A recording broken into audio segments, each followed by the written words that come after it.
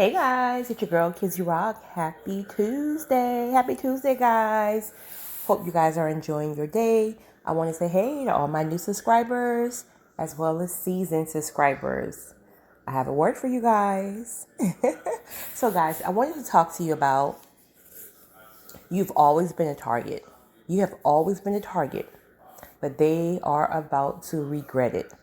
Some of you are already starting to see individuals regretting playing with you all kind of way. Many of you are already seeing that. This is why people are all of a sudden starting to reach back out to you. People you haven't spoken to in months and years. All of a sudden now they're calling you. They're trying to get in contact with you by any means necessary. The time is here. This is August, number 8. Oh, the time is here. But they ain't seen nothing yet. That's the crazy part. They haven't seen anything yet. So guys, let's jump right on in. So as my chosen ones, you guys know that you've never fit in. You just never felt normal. You never really wanted to follow the crowd. And even if you did, it was just because you didn't discover your own identity yet. So you just pretty much went with the flow. But you know you never fit in. You know you always felt differently. But of course you couldn't verbalize that at the time because you didn't know what it was. You just know that you didn't fit in. Satan knows exactly what your destiny was. So he was trying to knock you off of your rocker early on. Truth of the matter is, a lot of people don't recover from trauma. Some people turn to addiction. Some people just, choose to just kind of stay fearful. Some people, go through depression, and the list goes on. The list goes on of how people processes trauma. Everybody process it differently, and I think that's why it's important not to judge anyone, right? So just because you have the strength to endure everything you've been through, you can't look at the next person and say, "Oh well, I've been through worse, and I'm still moving." Where you just decided to give up on life and become homeless and become a quote unquote bum. Well, we all process things differently. We don't know what each other have been through. So this is why you were molested. This is why you were an outcast and the black sheep in kindergarten, in first grade, second grade. This is why no one wanted you to sit at their table, right? This is why you were bullied. This is why little girls were always jealous of you and you're being an innocent little girl, very, very young, right? This is why your siblings didn't like you. And again, this is not for everybody. I'm just throwing some things out here. Everything is not going to fit with everyone. But the point of the matter is, I'm speaking about different type of attacks. This is why your best friend walked away from you and got another friend because the new friend lied on you about something because they were jealous of the relationship. This is why your first love broke your heart. This is why the divorce happened and the person left you with no reason to why they have left you. This is why you've lost that job. This is why when you were in that relationship or that marriage, your spouse taunted you and told you you were nothing and no one else would ever want you and you're fat, you're skinny, you're too black, you're too white, all this stuff. So you guys get the point. Attacks are attacks. So you were attacked very early on in hopes to knock you off of your rocker, stunt your growth, stunt you and just leave you there stuck in trauma. This is why you were attacked. I remember, I'm one of these people. A lot of people aren't, I guess, from talking to people about this. Maybe some of you are because you're the chosen ones. I can remember things back when I was 3 and 4 and 5. A lot of people say, well, I can't remember until I was maybe 13, 14, 15. I'm it's not like you have, it's not like you remember everything, but you kind of have flashbacks and certain spurts of certain things when you were very, very young. So if you guys are one of those people and you kind of have You have memory of when you were really, really young, like 3, 4, 5, 6, 7 years old? Hit your girl up in the comment section and let me know. Because a lot of people say like they don't remember things until like they were teenagers. I'm like, huh? I don't know. So maybe the chosen ones, I don't know. Maybe we remember for a reason. Huh. I just received that. Maybe we remember all the way back for a reason. I just received that myself. Anyway, I remember like being very, very young, maybe like 5 or 6. And someone came up to me out of the blue. Out of the blue. I mean, now I know it was Satan using them to target me, and told me that I can laugh about it now, but they told me that my mother had found me at a dumpster. So I was never birthed from my mother. My mother found me at a dumpster. Who would tell a child? First of all, that wasn't true. But as a child, you do think that. You start to wonder. I mean, because there are some people who are adopted I think sometimes like the adopted parents feel like they're going to protect the child maybe and protect their feelings maybe, that they don't want to really expel to them that they were given up. So as a child, your mind is really playing on that. Is it true? Is it not true? Is it true? I mean, it's obviously not true now. I look just like my mother and my father. But the point I'm making is, as a child, those seeds were planted by individuals who Satan literally used to target you. That could have literally placed a seed of abandonment, right? A seed of rejection. And so those seeds come in different areas. At the end of the day, it just means that somebody don't want you. That could mean that you are a foster child. That means your husband left you, or your wife left you for another person, or again, your best friend.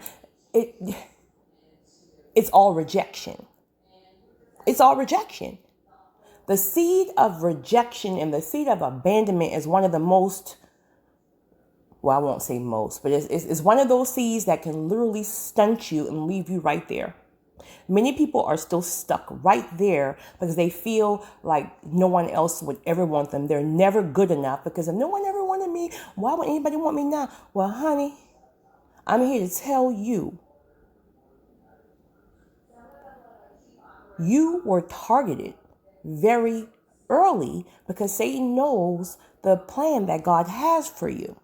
As a chosen one, you know you're always under attack, one way or another. You have always been under attack. All of my life, I had to fight. And it was hard to understand it throughout all those trials and tribulations. But now that you have arrived and you now know who you are, you now know what your purpose and your calling is and how God uses you strategically, you now know why you were always under attack. So those of you who have given up because at a very young age, your gift and your purpose have been stunted because of trauma, you're now fearful. You now have social anxiety. You don't know how to speak up for yourself now. You are afraid that if God is calling you to a certain thing, that people are going to reject you because you've been rejected all of your life. I'm challenging you guys now to start processing. Start your healing processing, because think about it. You got how many people in the world? Most people didn't go through what you went through. Most people they have a normal life, right? Not to say that they didn't go through anything, but compared to your life, that's why it's important for you to be around other chosen people when you're getting fueled again. Because a person who's not chosen, or let me rephrase that, not that they're not chosen, but they don't choose to walk in their chosen purposes and callings, they will never be able to understand you because their struggles are different. You got to have grit. This is grind. This is literally. And that's what it's going to take for you to push past everything that you've encountered all the way from childhood, teenage years, early adulthood, up until now. You're going to have to push, because if you don't, you have allowed the persons that Satan literally, and you know the sad part about it is some of these people don't even realize that Satan used them. That's sad. You got people who think in their mind like they just hate you, or they're just like you, and they just want to torture you and make your life hell. They're really thinking like it's just normal. No, I feel sorry for you, because you don't even know that Satan is literally, he's chosen you. He chose you to use you as a vessel to stunt and damage the people that God have chosen for a specific mission. So that's sad. That's really sad.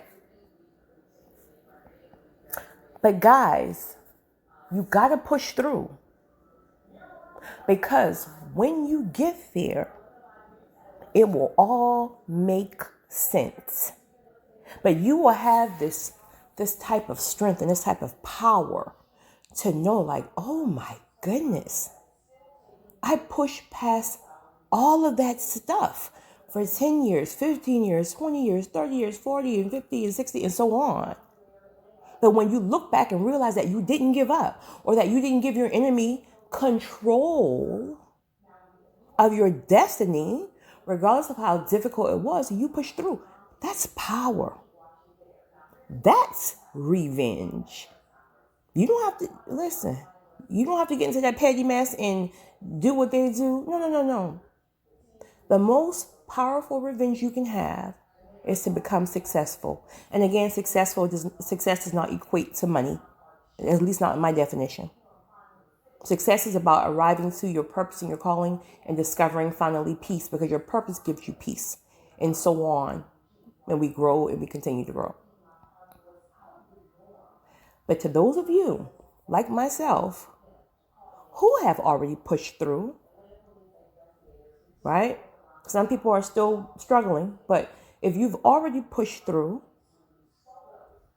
and you are starting to see, because you stayed obedient, because you didn't give up, because you didn't quit, because you trusted God over people,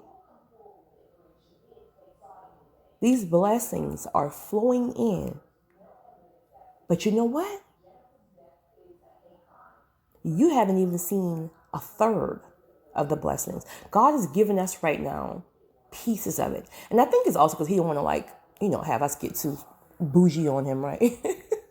So he's giving you pieces and pieces because he don't want to give you too much all at once and blow your mind. He want to give you something, then test you. Make sure you acting like you got some sense. And on, and more, and growth, level to level. And all of those people, all of them, that ex-husband, ex-wife, your ex-boo, that ex-friend, family members, cousins, brothers, sisters, mamas, daddy, aunts, uncles, whoever, the cat and the dog. You know I would say that, right? The cat and the dog. Whoever those people were, they have to sit back and watch you eat. And you're not doing it to be spiteful and say, hey, ha, I told you so, right? You ain't doing that. You don't have, truth of the matter is, you don't even have to do that. But God is going to make sure. I told somebody that the other day. They were telling me their wife left them for another guy or whatever, much younger guy. And he was so devastated because he felt like, it's crazy because I gave her everything and she kept saying she wasn't happy. And now I've seen her, 2 years later in the Walmart or in the store or something. And it's like, it's so hurtful because now I'm the one miserable and she's happy. Oh, who told you she was happy? Because you saw her in Walmart and she knew you were there. So she decided to maybe smile and grab onto her man a little tighter. You don't know what's going on behind closed doors. Let me tell you something. You can't play out with God people's all kind of way and think life just goes on as normal. Oh, no, no, no, no. Even if that karma haven't hit you yet, oh, it's coming. If it hasn't hit them yet, it's coming. But don't think now because someone has, quote unquote, moved on that they're happy. That person could be going through hell behind closed doors. But they want to make you think they're happy because that's what pride is about, right?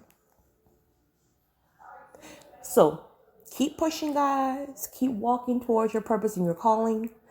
Keep pushing past fear. Keep being obedient. Keep sacrificing. Because the way these blessings are rolling up,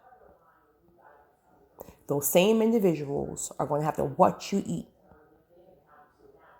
They're going to have to watch you eat. And it's happening now. You guys see it's happening now. I get so many emails from you guys. You see it's happening now. So many of your exes want you back. Right? All of a sudden people are calling you out the blue because they hear about this and they see this and listen. Just make sure you guard your heart. There's no hate. And I want to also say this too. Because for some people, I think it's a misconception that forgiveness equals reconciliation. No, it doesn't. No, it doesn't. Forgiveness is for you, meaning I'm no longer harboring that cancer, like that gruff. Every time I see you, I want to snatch your edges, right? But you can forgive somebody and release them. But I still don't want to be bothered with you because you already shown me who you are. So if you show me who you are, why would I allow you back into my life now that I have even more? That makes no sense. So guys, stop letting people tell you that because you forgive somebody, this person have to be back in your life. No, it doesn't. It just means when I see you, I'll wave at you and you know, I don't hate you, but I don't want that around me because I know your energy. So be mindful about the people that you're allowing into your life. It doesn't matter who it is. If their spirit is not right, their spirit is not right and is going to jeopardize every single blessing that you have and the blessings that is on the way. So guys, keep shining because they will regret everything that they attempted to do. And your best retaliation is your success. It's your girl, Kizzy Rock.